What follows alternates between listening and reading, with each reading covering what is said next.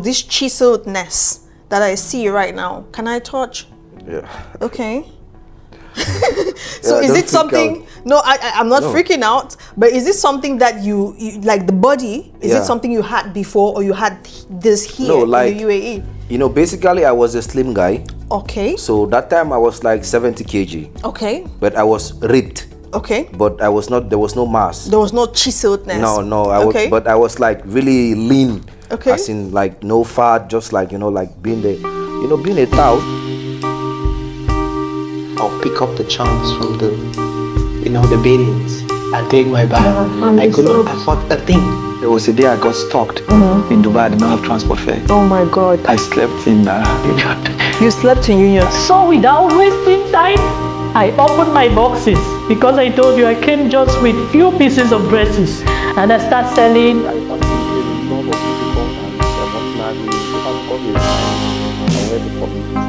Right? Yeah. So I actually sent 3 million CFA francs. Yes. And they made me a 1-month visa. I applied a lot. If you know what 8 months look like. I've been for 17 months, my dear, without a job. Yes, as we let our own light shine, we unconsciously give others the permission to do the same. Well, Harrison, and popularly known for many people that follow me like the Bundes Simba. So I've been in Dubai now for like going to my 3rd year right now. I'm an athlete and a model, an actor also. Thank you for this opportunity for me to share you my immigration stories, like what I've been through, and hope it helps some people, because I believe like many people might be in their situation and they don't know the way out. Thank you. You know, so. Actually, you've really pinpointed the reason why I'm doing this, all of this, because sometimes some people are going through some mess and they think they are the only ones going through this. They'll be saying, or they'll be looking at other people, see this person, the person is doing okay, but they don't know the story behind that okay.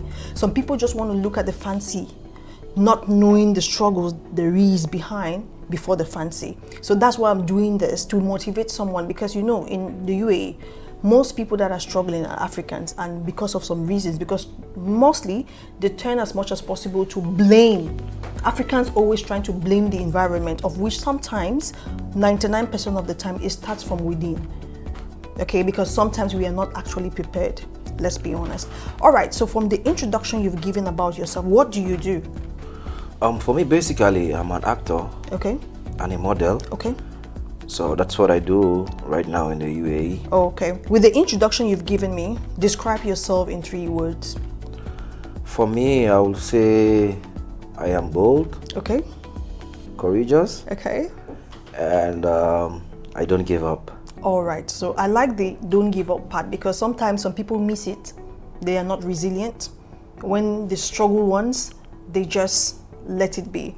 But in life, right, you need to fall down 7 times and rise up 8 times. That's what life is all about. No one said life is going to be easy, okay? All right, why did you leave your country, and why did you choose the United Arab Emirates? For me, basically, the reason why I chose the United Arab Emirates was because at the time it was the easiest place to come to. Okay. That was my initial reason why I came. Okay, so were you working back at your home country or no? Let's say like, yeah, I was, an entrepreneur, like a private something, like, not like I'm working under someone or something. Okay. Yeah, so I was running my own stuff. Okay. All right, so why did you leave your country?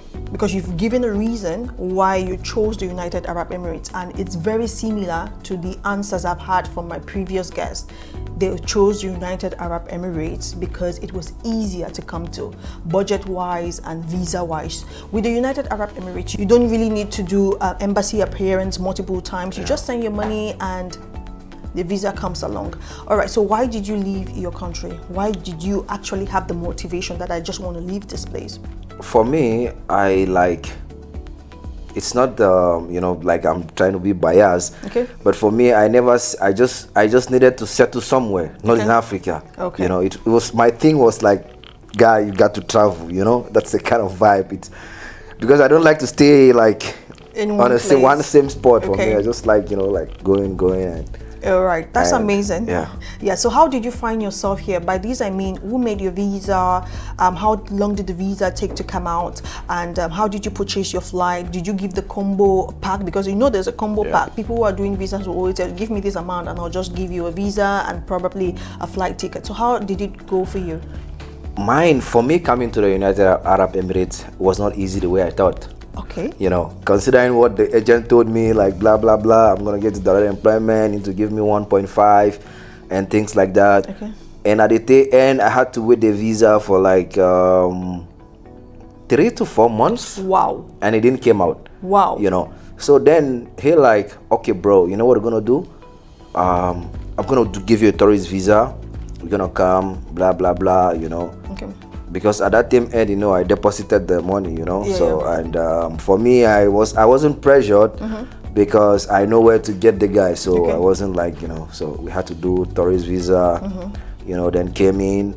And So yeah. how? Okay, you said it took 4 months to get the visa. That was just the waiting part when I started the process. Okay. All My right. initial aim was like coming with employment visa. Okay. All like right. the direct employment. Okay. But unfortunately, it didn't came out. I don't know what they do or something like blah blah blah. And Actually, stuff. there was no. For me, my own thought is probably he was just trying to take money off you. So in total, how much did you spend? In total, let's say I spent 1.5. Okay, 1.5 million. Yeah. Oh, that's a little bit fair. But at the end, I end up getting a 3 months visa. So Okay, that's a little bit fair because with the 1.5 million, was it with the flight ticket or yeah, just for the visa? the flight ticket Okay. and you know, the flight ticket and the visa only. Okay, then it's fair because I've had someone who spent 3 million Yeah. for only the visa. You know, I would say it's just lack of knowledge. Like seriously. It was lack of knowledge because Seriously, 3 million. And when I Yeah. heard him say 3 million, I was like, my mouth was left open because I was just like, how come you would spend 3 million for something that is just 250,000 francs here? You're spending 3 million. Yeah. Okay. So you got to the United Arab Emirates. You wanted to come to the United Arab Emirates. Did you make any research whatsoever on where you're coming to? Yeah, of course. I made the research because basically for me, what I studied in school, I'm AutoCAD draftsman. Oh, okay. So I made my research. I know, like you know, like back home, we don't have a lot of opportunities in the technical field. So I thought, you know, like I had to ask around, like you know, trustworthy guys, and you know, like this is how the thing is. But I had a clue, but they didn't really tell me like this is what is up, you know, because it's a part that I see like little or no Cameroonian doing the stuff here in the UAE. Yeah, AutoCAD. So many people don't know what it's even all about. Okay. So basically, I never had the exact information about it, but I had something similar to that too. Oh, okay. All right. So you did not make any research like about the weather condition, like how the environment is going to look like how accommodation is going to look like. You did not make any research about Yeah, that? I had everything about that. You know, yeah. I On had- your self-research, or you heard from people had to tell you? Yeah, from people. Yeah, like guys that we are together. Okay. So guys that we were together back home in Cameroon. So some of them traveled earlier before me. So I was keeping in touch with them, you know, thanks to the social media and stuff like that. So Okay. we were like gising, you know, like, bro, what's up? How is the area? It's like, you know, but the thing is, they will never tell you the truth. Okay. But they're just gonna tell you like, bro, no, it's like this, it's like that, you know, because definitely they need something out of you also. You know, I'm asking this question because people fall prey, right, with the visa agents telling them something else, and then when they come here, they're in total shock on what they meet. Okay, so how was the look of things when you arrived? Let's start with the weather condition, okay? So how was the weather condition like? When did you arrive? You know, I arrived like towards the ending of summer. That was like September, like almost same time like this. Okay, so it was chilled a little. It was not that hot. You know, that's what people say. It was chill, but coming from the airport, it was like this dude was telling me like the weather is hot, but I didn't experience. I came out from the airport, like it was like 8 to 9 a.m. in the morning, Okay. and everywhere was like blazing. Okay. Like I said, what's this? Is this where I'm gonna be? Okay. And they were like, no, it's chill now. Like, this is almost 50 degrees and you're telling me it's chill. It's like, it's like we're burning. Yeah. All right. And then the humidity, okay? It's humid during September. So when you got out of the airport, it comes to you like you just open an oven. You know, if you're coming from the AC. Yeah. And then you just like suddenly just move out. You don't know how like you're doing the big boy things from the airport, rolling, and you just like, what's going on here? Like, is this for real? Okay, so let's talk about the accommodation. What's the shock you had? Actually, I didn't have a shock on accommodation because I already knew how the accommodation looked like. Okay. Yeah, so I didn't have a shock. So, so nothing shocked you about the accommodation? No, it didn't shock me about the accommodation because it's something I knew. Okay. Okay. So let's talk about the environment because the difference is clear. Yeah. When you come to the airport from your home country, you cannot even match up anything. So what was the environmental shock you had? I was like, I think, when you just come direct, because I came to Terminal 1. Okay. So, Terminal 1, that time they were still doing they're struggling to make the crossover bridge. Okay. So the place was like, it's still under construction. Okay. So once I burst in, I was like, is this the Dubai I'm seeing on the TV or on the social media? Okay. So that was the first clue I have. And they're like, no, chill, bro, chill. They're still doing the maintenance work. Okay. So later when I came inside the city, because, Dubai is just one way. Yeah, that's just the main road there. So once you go inside, it's a different thing. Yeah. Okay. All right. So let me ask, because you look all chiseled. Right. So were you chiseled back at home or you just came here and you became a gym enthusiast? Like for me, I've been training all my life. Okay. But not like into bodybuilding kind of stuff. Okay. Yeah, I was doing boxing and I was doing a little bit of weightlifting. Just for like street stuff, Are there gyms in Cameroon? Yeah, we had gyms in Cameroon. Okay. So yeah, you were so this chiseledness that I see right now, can I touch? Yeah. Okay.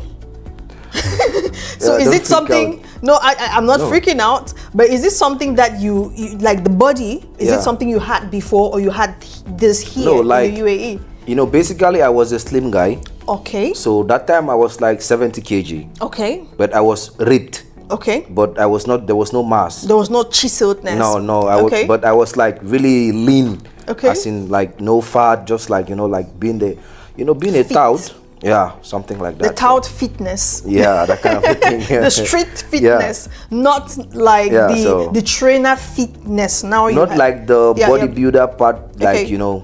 Having some kind of muscles and All right. So with this chiseledness, because my God, in the UAE or around the globe, when a guy is chiseled like that, you see a lot of women coming to you. So how do you try to cope with that? Because the struggle is real with the guys that have the abs, huh? This is a hard one. Yeah. But it's like, it's like for me, I just feel like you're just telling me what I am, Okay. If like someone call you by your name, it's like when you call me by my name, like Simba, I know this is my name. So like when they're like, so I just know it's normal thing. I get the compliments every day. Okay. Like sometimes even when I go out, the amount of ladies that like, can I take a pic? Can I like, so it's something you have to deal with now. Oh, okay. It's normal. So much more of the compliments, do they come from men or women? Funny thing, they come from both. Okay. Yeah. Okay. Like most of the times it comes from women, but like let's say 60% of the time it comes from women. 40% of the time it comes from men. Oh, okay. All right, but that's much more of women than men, right? Yeah. Yeah, because the chiseledness is real. And women nowadays are drawn to men who are like very chiseled with the abs and everything, because women has this psychological input that when you see a man with so much muscles, it means he's going to protect you somehow. I don't know if that's true, but that's what I hear.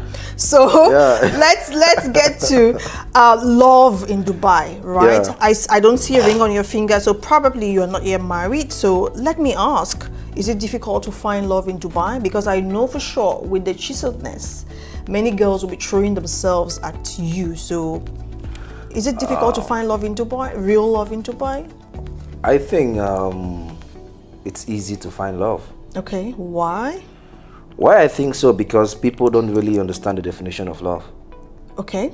Yeah, so love, I think, to me, love is, if you can love yourself, then you're definitely going to find love. You attract love. Okay. So you don't find love. All right. Do you think there are certain places in the UAE where you can go and get quality love? Because I see videos where girls would say, this is where you get high quality men that will marry you. This is where you get high quality men that are going to commit. So do you really think there are certain places where you can get certain caliber of men, especially in the UAE? Yeah, like for me, basically, before, like, maybe like last year or so, I was working in a nightclub like a bouncer. Sometimes we work in the beach. So like 90% of people that come to the club, they come to get, maybe the guys come to get ladies, and the ladies come to get the guy. Yeah. For me, basically, I think there's no specific place to get the type of person you want. Okay. Like I told you earlier, you attract. Okay. It's not something you go for it. Okay. You understand? Yeah. Because me, I'm the kind of guy that, me, I know you understand, I know the toast. So what is your attraction now? Let me ask you on a personal base, right? Yeah. What is your attraction? Towards a lady? Yeah, what attracts you to a lady? For me, I think it's like a lady that has high self-esteem. Okay. Yeah. All right. Because for me, I'm the kind of dude that I like getting better. Okay. So I like a lady that has this mindset of she needs to, go Level higher. up. She needs to level up. Okay. And she's, she's okay with herself. Okay. She's contented with the way she is. Okay. Yeah, she doesn't feel intimidated by the looks of other ladies or something. For me, yeah, that's my go-to. Oh, okay. So let me ask, what do you actually crave for in a woman? Is it a light-skinned woman or is it a dark-skinned woman? Because I will not tell you a lie. My brothers, African brothers who are G-men, who have actually built the mass, who are actually looking chiseled, they would normally, I've seen 99% of them go for the European ladies, the white man ladies, as we usually call it. 99% would never want to mingle with the African ladies. Why do you think that's happening? This is a hard one. I really need to know because probably I'm speaking from you because maybe your girlfriend is white. Yeah, because this is a hard one. Yeah, because the way your eyes were doing, it seems like your girlfriend is white. You need to answer the question. Maybe she's watching, so I don't know. Of course, she would watch, definitely. Like for me, basically, I really don't crave for, any skin type. Okay. I just like decency. Okay. Yeah. All right. So your girlfriend, I know she's white. I'm sorry, darling, but I have to ask. You made mention of going with ladies that have a certain self-esteem. So does she has the self-esteem and is she decent, as you just said some seconds ago? Yeah, like I told you, right? I don't. I know they toast them. Okay. You understand? They come to you. Like, if you want to be in my life, you have to walk your way inside. So I'm the kind of one person. So all right. Once I see that kind of interest, then I might give you, like, if you give me 100%, I might give you 200%. Oh, okay.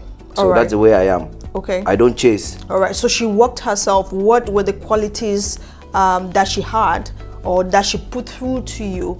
The 100% that she put through to you that made you to give her 200%. I need to know because someone is learning. It's the first thing is respect. Oh, okay. You understand? It's respect and don't belittle me. Oh, okay. Because for me, I'm the kind of person that I like to aim high. Okay. So like I told you, like before I was working in a nightclub when I quitted my job like 2 years ago. Okay.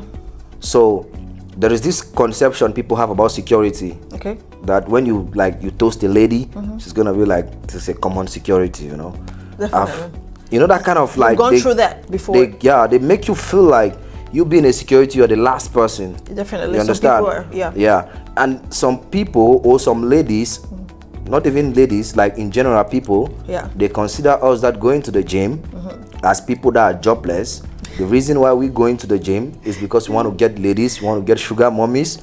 So you don't have work because if you have work, you will not be burning out some calories. You'll be focusing on planning your future. So basically, I also had that mentality before. I will not tell you a lie. Continue. So if you don't put me in that category, you understand? Like for me, I'm working on my craft, struggling to be the best actor. Maybe hopefully we're gonna get to Hollywood soon, but right now we're still on the Bollywood level. Okay. So hopefully I'm the kind of person that if you show interest and because there are some kind of ladies when you tell them no, I want to become an actor, they're like, no, dreams never come true. Yeah. But if you support me and you remind me, not that you letting me know, but I already have everything been planned out, but you just need to remind me like, babe, you're definitely going to get there. Okay.